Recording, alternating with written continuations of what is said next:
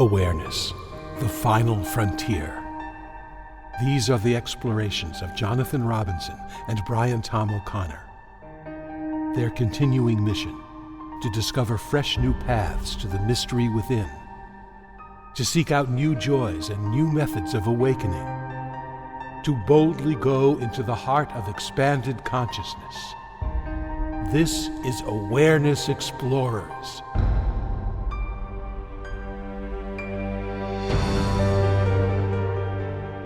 Welcome back, fellow explorers of the inner realms. I am Jonathan Robinson. I'm with my trusty co-host, Brian Tom O'Connor. And today we are exploring the cosmos via the amazingly powerful technique known as questions. Questions are the answer if you know how to make use of them, and that's what we're going to be talking about, their value.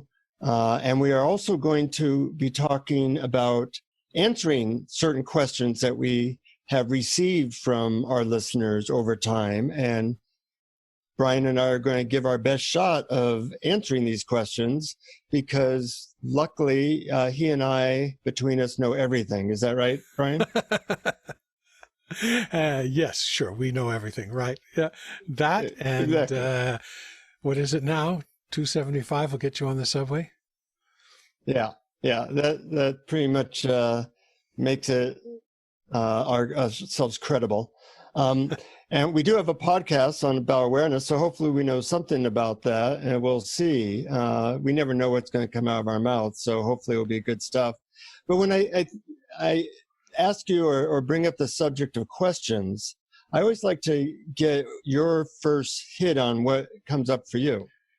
Well, questions particularly in the area of awareness practices are very interesting because we can differentiate from questions that are legitimate questions that someone wants to know about, or we can also talk about questions as a practice. For instance, self-inquiry, the classic question, who am I? Or what is experiencing? What is knowing my experience? And these types of questions we don't ask in order to get an answer. We ask because the act of asking them turns our attention around from the outside to inside, from the content of awareness to awareness itself. So that's my first take on questions. I'm glad you brought that up because questions can be a technique for pointing to consciousness. Questions can be a way of learning, like you want to know, some fact or some piece of information, even if it's spiritual information. But there's another hit on questions that's almost never talked about, which is asking questions to explore a topic so you can go deeper below the surface into a topic and thereby expand your mind intellectually. Yes. And in the spiritual group I was in, we did this a lot, and we would sit around and explore a question. And it might be a question like, why was Trump elected? And we would take it apart, and soon we would see that how everything's connected and how this led to this. And we would get really high just from exploring a question that really didn't have an answer. They had 1,000 answers. And as you explored the answers, the layers of answers, we would feel really, really expanded. And sometimes when people ask a question, they just give me the answer. And that's kind of a way of shutting yourself off from this experience of seeing how complex and interrelated and deep every question really is. That's right. And particularly in the case of people who want yes or no answers to their questions, because the world is very complex. Humans are very complex, and hardly any truthful answer can be boiled down to simple yes or no. But the other thing that you mentioned about questions about going deeper, even apart from the spiritual realm, just practically, I don't learn very well from a person standing in front of a class giving a lecture. I learn that they're talking to me, and as they're talking, I ask questions if I don't get the last sentence. If there's a give and take and I can ask questions while they're explaining, while they're teaching, I learn much faster and much more easily and deeper. Absolutely. And, I wrote 2 books that were primarily questions, one called Instant Insight and one called Life's Big Questions. And the reason I wrote them is I basically asked, how can I be of service? And I realized that asking good questions, asking deep questions, and really exploring the answers was one of the best ways to learn and one of the best ways to connect with people as well. When you ask somebody a deep question, it allows you to get to really know them in a way that's a lot better than, would you like fries with that order? Mm-hmm. So I think we have to be careful. We are going to mention a bunch of questions that our viewers have asked, and we're going to try to answer them. But don't do this at home. If somebody asks you a question, try to explore them, not so much so you get to a easy resolution or answer, but so that you get to see how complex and deep and profound the search for answers can be. Because in searching for answers and exploring answers, that's another way to explore awareness, explore yourself, and explore someone else. That's absolutely right. And one other thing about questions and answers is that even the best answer that you and I could come up with, or another spiritual teacher of greater wisdom than we have could come up with, is not going to really be the whole truth, because the brain is constructed in kind of a way that we look for duality. We look for separation. We look for the differences between things.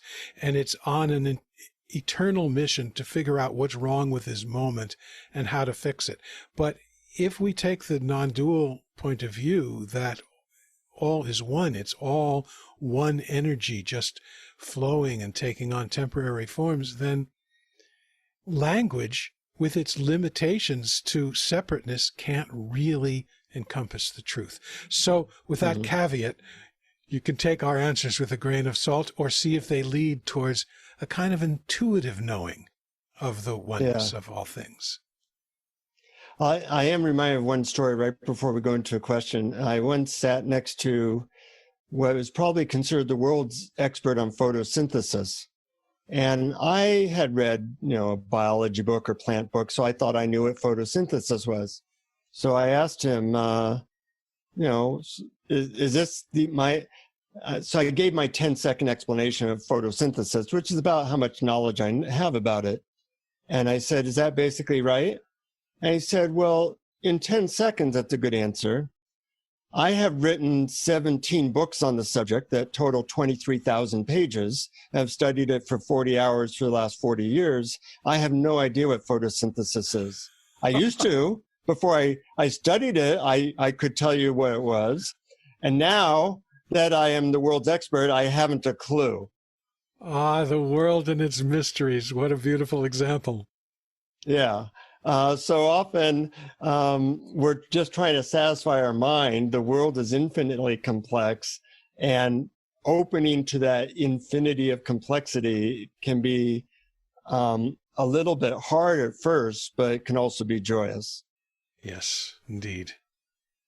So with that caveat, or our multiple caveats, throw us the first question, cosmic question. We should be able to answer in 5 words or less. All righty. One listener submitted this question. What would you say are the forms of meditation that function as physical exercise? Yes, I can answer that very simply. What occurs to me is that really anything where you're moving your body is both a form of exercise and can be a meditation if you are using that body movement as a focus, meaning you're placing your attention on how your body's moving, such as in walking or Tai Chi or yoga or dance. And it can also not be a form of meditation, meaning maybe you're just, walking. and chewing gum and listening to the radio. That's not meditation.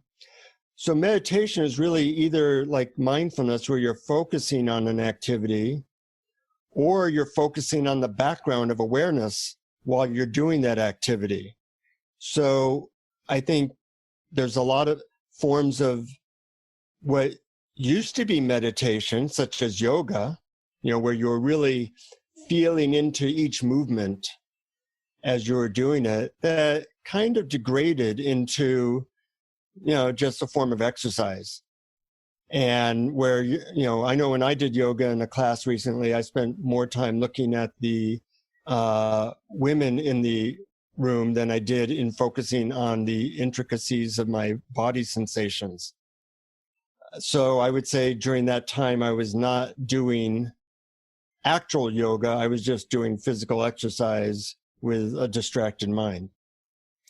Yes, that's true. It's true that I think any physical activity, from walking to running to yoga to even some sports, when you narrow the focus of your attention either to just what you're doing now in this moment, or what is the body feeling right now in this moment, or what is aware of my experience now. If you narrow your focus to any one of those things, any physical activity can become a meditation. We agree, which means we must be right. Either that or terribly, terribly wrong, because we're not seeing both sides. Right. Okay, let's move on to the next question. One of our listeners writes, I feel like everything I know is limited to within my own brain, and all other consciousnesses are concepts that I create inside it. I understand that my awareness is the same as any other beings, but they each have their own brains where they experience it. So how can I experience oneness with other consciousnesses? That, I think, is a really deep question. You take the first crack at that. Okay, I'd like to take a crack at it, because this is actually one of the fundamental illusions, that the content of our brains is who we are. And it's really not. The content of our brains, or the content of our minds, are individual in this particular body. But who we are is what experiences that content. In other words, let's say in your mind, you're talking to yourself. Who is hearing that thought? And one of the best analogies I came up with, I think, to help with this is the analogy of the Mars rover. Let's say you have a Mars rover, and it's programmed to rove around Mars, and it's got computer programs, it's got cameras, it's got sensors on its wheels, it's got a little algorithm that says when it reaches an obstacle to turn, it's got little devices that might sample the soil, do a quick analysis or the air, and then send the data back to mission control. Within the computer of this little Mars rover, that's like the individual minds. But what is receiving the data is mission control. And that's who we are. We're mission control. And mission control is aware of the data being received from multiple Mars rovers roaming around, which may not be interacting with each other. So they might not know what the other Mars rover's data is, but mission control is aware of everything. And that's sort of like universal consciousness as opposed to the individual. So it's really the content of our mind isn't going to necessarily know what the other is, what the other Mars rovers or the other individual minds are thinking. And it's a one-way stream. We're sending data back to mission control. But when we start to quiet a little bit, when we start to quiet our thinking mind, when we start to look inside, we establish a connection to mission control, and there's a little bit of a two-way communication. And so we can start to sense the oneness of everything behind us, not in words, not in concepts, because that's not how universal consciousness communicates to the individual mind, but it's a felt sense of oneness with everything. And it comes when we shift our attention from the content of our minds, including thoughts, experiences, and sensations, to that which is experiencing it, imagining that we are that, knowing that we are that, acting as if we are that, and realizing that that is the same for all individual minds. It's what experiences all minds. I can't add anything to that, Brian. That was a great answer. So thanks for ruining it for me. Oh, Jonathan, it's so much fun. I love your responses sometimes. Should we move on to the next question then? Please. Yes, yes. Okay. A listener writes, I've registered for a Vipassana retreat and I'm beginning my awareness tuning journey. I'd love some advice. I'm now questioning whether I might use that time more effectively. For example, practicing different techniques like being in nature, Locke Kelly's glimpse practices throughout the day, walking or talking while aware. These seem instinctively more useful than calming my mind for 10 days and then simply returning to reality. What do you think, Jonathan? I think it's a great question and one that I never hear. So I think it's doubly great. And as with most really good questions, there is no clear answer. I think it's one of those questions where you explore it. Now, if you've done a Vipassana retreat before, then I'd say, well, yeah, and then try the other one. See what that does for you. If you have not done a Vipassana retreat before, I'd say, well, try that one because you don't know what effect it will have. But I think in general, that people often separate themselves from life to practice spirituality. And I think early on in the journey, that's very useful because you need that, like if you're planting a seedling, you need a little fence around it because it's very fragile. But as you go on in the journey, I think it's better to focus on things in life because you want to ultimately make your spirituality and your life completely intertwined. They're really the same thing. So early on the journey, I'd say, yeah, maybe do a Vipassana retreat or if you've never done one. But later on to try to spend time doing experiments where you integrate non-dual awareness practices into things like walking to your car or doing email or talking on the phone, and that will likely help you take your next step. Yes, I agree. And just from my own firsthand experience, I find that the idea of small glimpses many times throughout the day enormously helpful. Anytime something comes up that generates an emotion I might not want, I just simply ask, what is this appearing in? And shift the attention to awareness itself. And when you do that many, many times throughout the day, for a few seconds even, or if you want for longer time, if you want to sit in meditation, but if you do it often, it starts to become second nature. And when that little clutch of tension of an emotion or something that you don't want happens, it becomes second nature that you look to the awareness in which it is all appearing. And awareness is so accepting and open and loving that it will send its perfume back to you and color the way you experience life. I like your answer better than mine. Can I switch my answer to yours? No, I think your answer is really useful too. Okay, yeah, no. Yeah, together we're one really wise being. Yeah, it's a both and. It's two sides of the coin. It's the two wings, one of my favorite analogy of yours. Uh-huh. Good, that was good. Next question. All righty. How to get a more direct experience or intimate experience, as some call it? Is it wanting or thinking about it that prevents a direct experience? certainly thinking about it will prevent a direct experience. But also, if you do nothing, that doesn't help either. It's the old, do you do nothing or do you do something? Well, both Right. have their potential obstacle.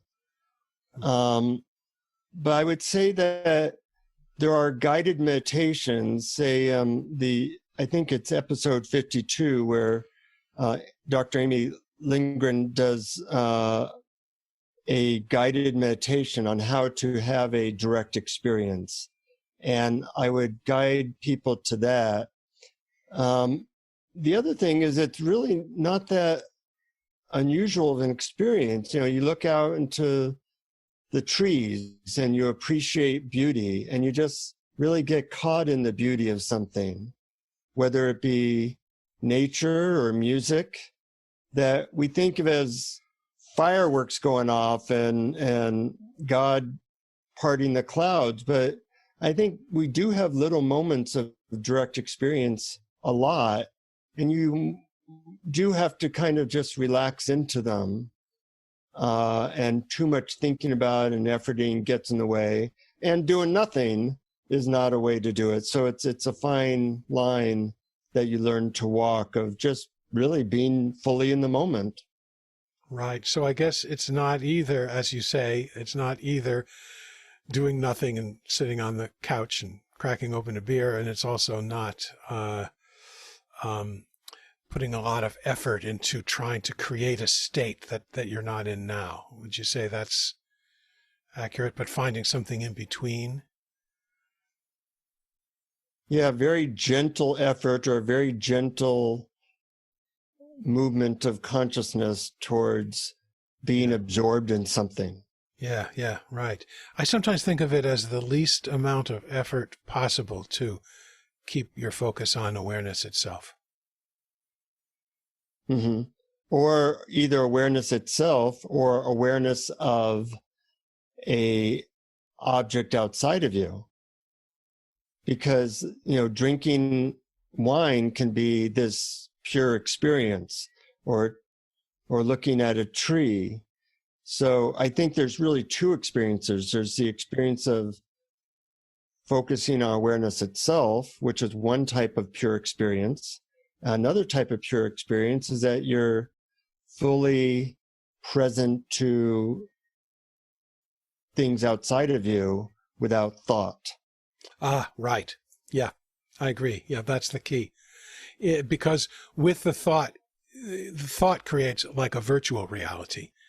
And without the thoughts, we're just experiencing it directly. It's direct reality, real reality. Yeah. The good distinction. Yeah. All righty. This is fun. I like exploring questions. They are fun, yes. A listener asks, I can't understand why awareness would think or designate horribly depressing thoughts to this conception of me. If I am awareness and it contains everything, why wouldn't happier thoughts appear to this body-mind? Oh, yes, that is a good question.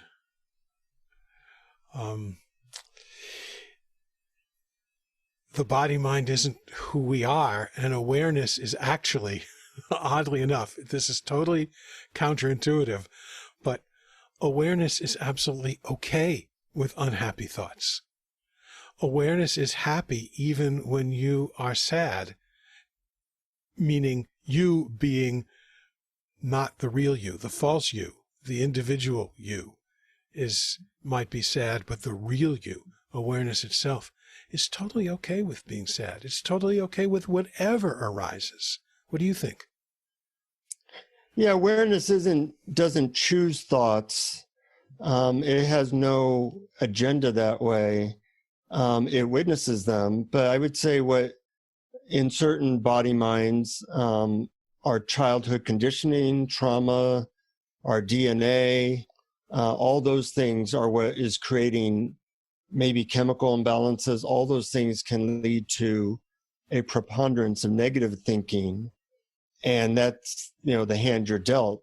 Luckily, you can, as you spend more time in awareness, not be the victim of such past karma, DNA, conditioning. You and I both had difficult, depressive times in our life, but as we learn to become present to our awareness, those thoughts started to slide off us like water off a duck's back. Yeah, right. Excellent. We have one more question from listeners, and then we thought we'd trade a couple of questions between the two of us and ask each other some questions. So the last one is, many non-duality books are not of practical use. It's as if there's a conspiracy for authors to tease and confuse people who are desperately seeking awakening, but are forbidden to offer any practical advice for fear of being arrested by the Advaita police. A lot of spiritual teachings, especially in non-duality, state that you are already awareness, that there's nothing you can do. But what if I don't yet feel that I am awareness or that I am one with everything?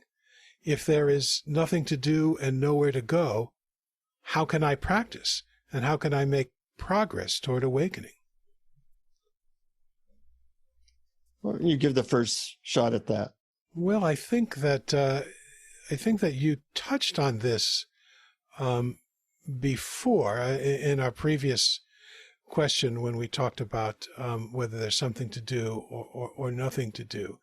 And one thing is that when we don't have any intentions, when we drop the feeling that we must change our experience, a kind of a relaxation happens back into our true nature of awareness when we stop trying to change our experience. But the problem is that just like doing nothing is not easy, you need to actually practice doing nothing, because if you sit, you're going to automatically have an agenda. You're automatically going to try to change your experience. So the practice is sit and see how long you can go without doing any strategy to change your experience. So that is actually a practice that you can do, even though it's a non-practice, because you're not trying to bring about any particular experience or state. Mm-hmm. Good answer. I would just say that, a lot of the Advaita people kind of like to be philosophically correct. And being philosophically correct is different than being practically correct. So I wouldn't get caught up in, the philosophy of something. I more want the direct experience. And practically speaking, if you're not experiencing higher states of consciousness or unity, there's probably doing something is a useful thing. And don't worry about the Advaita police. They currently are not killing anyone. They're just making people confused. That's right. And yeah, I totally agree with you. I basically do what works for me. And I have a whole lot of different things that I might try. If on one day one of them doesn't work, I've got another one. But they're all really aimed at the same thing, which is turning attention inward to our true nature as pure consciousness or awareness, and resting in that, luxuriating in that, marinating in that. I like the word marinating. Yeah, that I got from Locke Kelly. That's one of his favorites. Uh-huh. So now our questions. Yeah. You want to start, or you want me to start? I'll ask you a question. All right. I loved your book, Awareness Games, and I'm wondering what 2 or 3 games from that book tend to be the ones that people respond to the most. Oh, thanks. Yeah. It's interesting because I think the one game that I've gotten more positive response is an utterly short, utterly simple game. I call it Born Yesterday, or sometimes I call it the Just Born identity. And all it is there's just really two things. You imagine you were just born a little while ago. And then imagine that you haven't learned any of the words or concepts or fears or ideas about yourself and the world that you've accumulated up to now. So you just sit and imagine. You don't have words to describe anything. You don't have concepts. You don't have an idea that you're separate from anything. It's just all new and fresh. And I found people really like that and respond to that.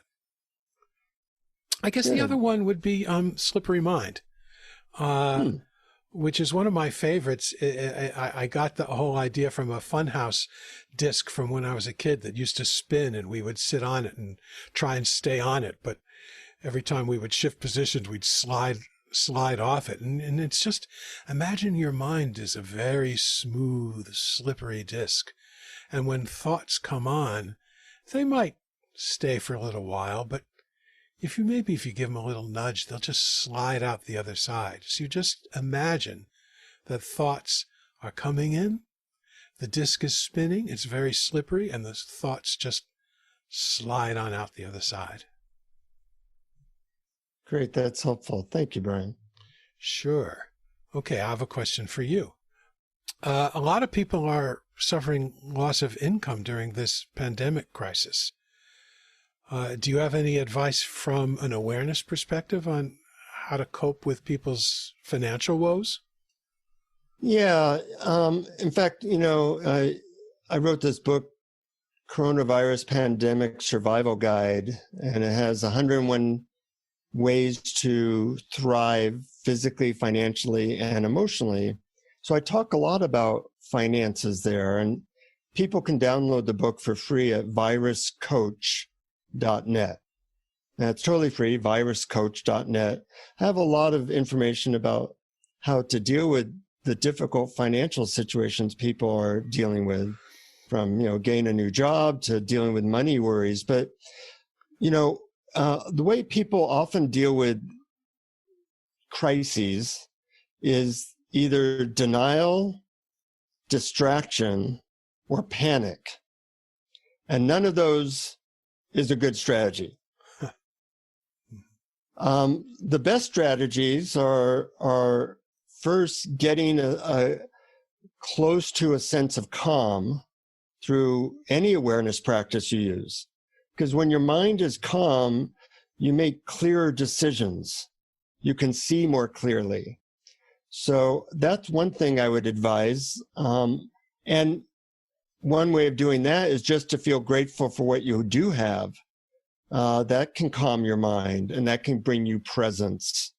But once you are calm and present, then setting goals, whether it be calling 5 potential clients to, getting a new job, but acting from panic or great anxiety is not a good approach, nor is denial. So I would encourage people to do their practices that help them to be centered, and then listen for what they should be doing, feeling grateful for the present moment, and possibly then setting goals, which I talk a lot about in the Pandemic Survival Guide. And once again, that might be useful for you, and you can download it for free. I think that's great that you wrote that and that you made it available for free to everybody. I think it's so helpful. Thank you for that. Mm-hmm. You have time for a couple pleasure. more? Yeah. Why don't we have you ask one more that we might call it a day? Then I have a guided meditations on questions, which I want to make sure we have time for. All righty. So this is a question that a lot of people actually ask me. And I thought I thought I'd like to ask you and see what your take on it. And the question usually goes something like this. When I meditate, I feel peaceful. and that this lasts for some time after I stop meditating. But as soon as I start paying attention to the news, the sense of peace dissipates. So what do you recommend for dealing with the craziness of the world and politics and wars and health crises? Well, that's a simple question. We should be able to cover that in 20 seconds or so pretty thoroughly, don't you think? Yeah, we should probably save this for an entire episode. But let's give it a minute version or whatever. Okay. Well, you know, one way of looking at the craziness of the world is that that's going to continue. It's always been crazy. People have been crazy. It's now going to be crazier for a while.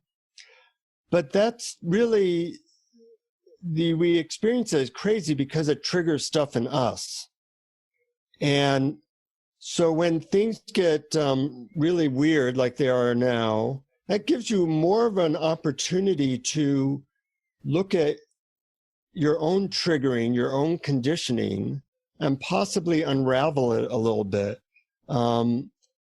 So in a way, I think it's good that we're all in this cauldron now, because the shadow shows up more, and you can blame, our politics, or you can blame the virus, or you can blame your money situation, but it really is a better showing of what is in you that is not free, that is getting plucked in a certain way. And it gives you an opportunity to look at that stuff, bring it to light, maybe work on it through some kind of method that helps release it, or helps to unearth it in ways that are useful.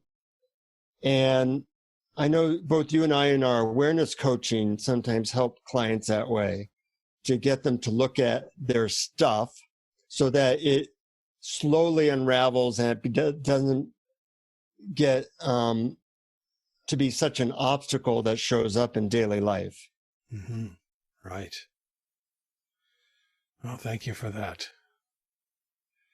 Sage advice and in hard times. There's plenty of opportunities we're getting to see our stuff nowadays. There certainly is. And just Shakespeare summed it up so greatly when he said, there is nothing either good nor bad, but thinking makes it so. Yeah, absolutely. So should we move on to your guided meditation? Yeah, let's do that. And that was fun. I want to thank everybody for bringing their questions, and feel free to continue to bring your questions in by contacting us at awarenessexplorers.com. Or if you're interested in stuff like coaching, let Brian or us know. Because these are difficult times, and getting support can be really helpful. And there is a lot of stuff that's coming up. And during this time, before I go into the guided meditation, I also want to mention that sometimes having a question that you're exploring in your life, such as, what would help me to be happier now? Or what can I do to bring more awareness into life? Or what keeps me from having better relationships? These types of questions are things that you might spend a month or a year or a decade exploring, because questions help us to focus, and they give us something to research, something to look for. And in that way, they can be a real help on the spiritual journey. So what I'd like you to do for now is to make yourself comfortable and just settle in. And we'll be exploring the value of questions and the value of exploring with questions. So as you settle in by focusing on your breath or how your seat feels, I'm going to ask you some questions, and I like you to, rather than try to come up with an answer to the questions, I'd like you to take the questions and see if you can dive into the complexity, the expansion, to the opening that these questions can provide. So the first question is, physicists now say that as best as they know, the universe might be infinite. It's hard to comprehend infinity. What is infinity? I mean, if the universe is truly infinite, that means it never, ever ends.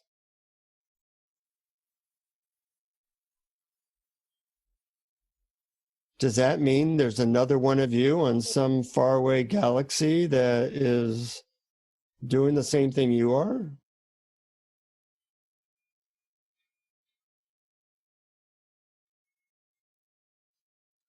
Does infinity mean that you've done this same exact moment 1,000,000 times?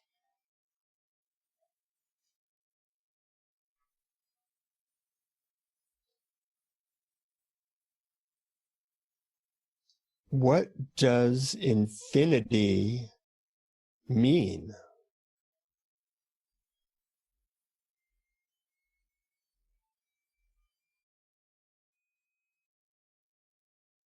You can use a question almost like a mantra, where you periodically ask it and ride the waves of it into, in this case, infinity.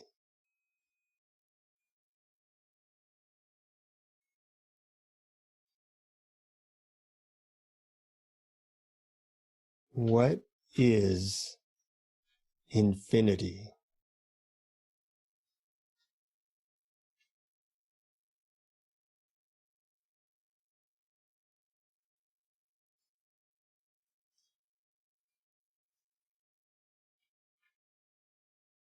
And feel free at any time in your life to play with that question as an opening to a place of not knowing, a place beyond mind. We'll do this with one other question. In this case, how did the universe begin? Or if you prefer, how did God begin? Was there something before God and the universe, or was it always there?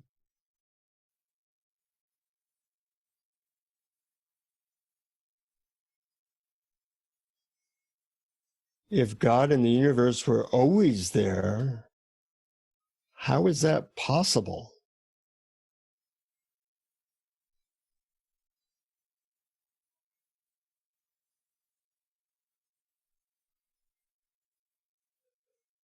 And if God or the universe weren't always there, how did they arise from nothing?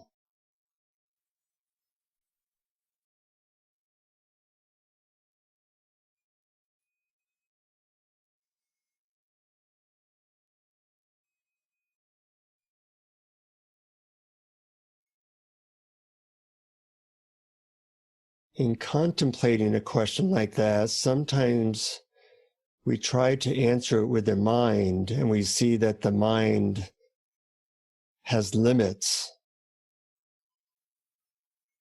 That if we stick with the question and the impossibility of answering it with the mind, we can enter into a realm where, in a certain way, we know the answer, but it's not with the mind. It's not with rational thought. It's with the thing in us that is beyond mind. Allow yourself to relax into that as best you can.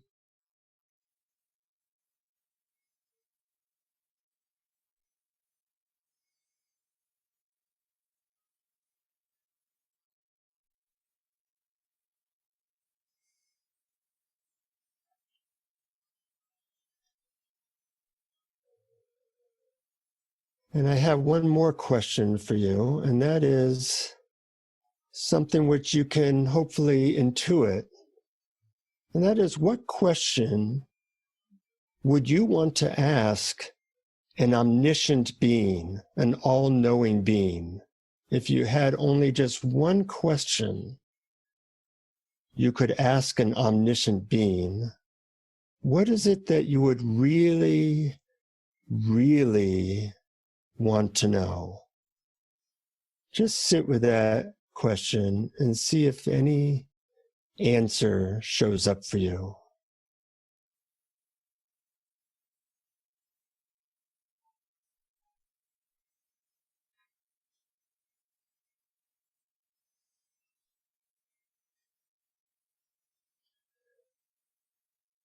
What question would you want the answer to?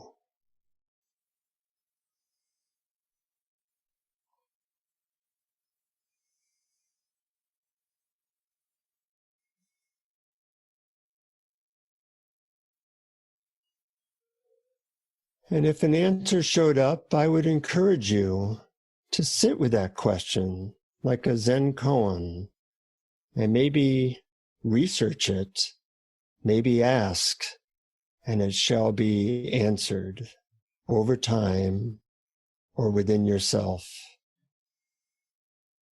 Because a burning question can ignite one into a whole new experience of life.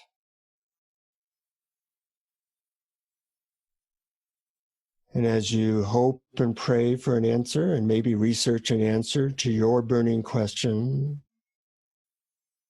know that a good question is like a rocket that can blast you off into a whole other realm and experience. And gradually come back to the room you're in, feeling your chair, feeling your body, feeling a hopeful expansion from having traveled on the wave of a question. And as best you can, bring that expansive, open mind into your life as you see things from the childlike curiosity, a childlike wonder that is always there within us. Welcome back.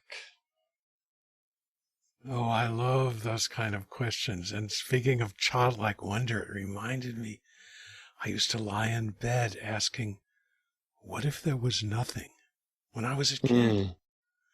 And it would engender this sort of, I don't know, this strange sort of feeling and sensation that I couldn't put words to, but it was marvelous. Anyway, I thank you for that, Jonathan. That was terrific. And I loved that you asked what did you call it, an all-knowing being? An omniscient being. Omniscient being, right. Well, just remind our listeners that you are that omniscient being, that when you go deep enough to your true nature of everything, of the universe, you are that omniscient being because you are everything. Yep.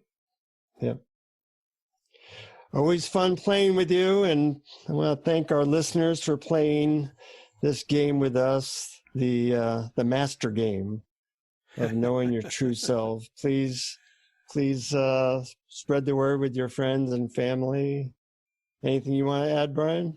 No, thank you again for sending your questions. And if you have more, send them in. Who knows, we may do another Q&A episode down the road. Yeah. And this trying time, be sure to take really good care of yourself. really good care of each other. And if we can be of any help, feel free to email us. And till next time, keep exploring. Keep exploring. Thank you for listening to Awareness Explorers. To learn more, you can check out our website at awarenessexplorers.com. Please subscribe to our podcast on iTunes, Google Play, or your favorite podcast app. And we'd love it if you would post a review. And please share our link on Facebook and with family and friends, because knowing yourself as awareness is the greatest gift you can give yourself or someone you love.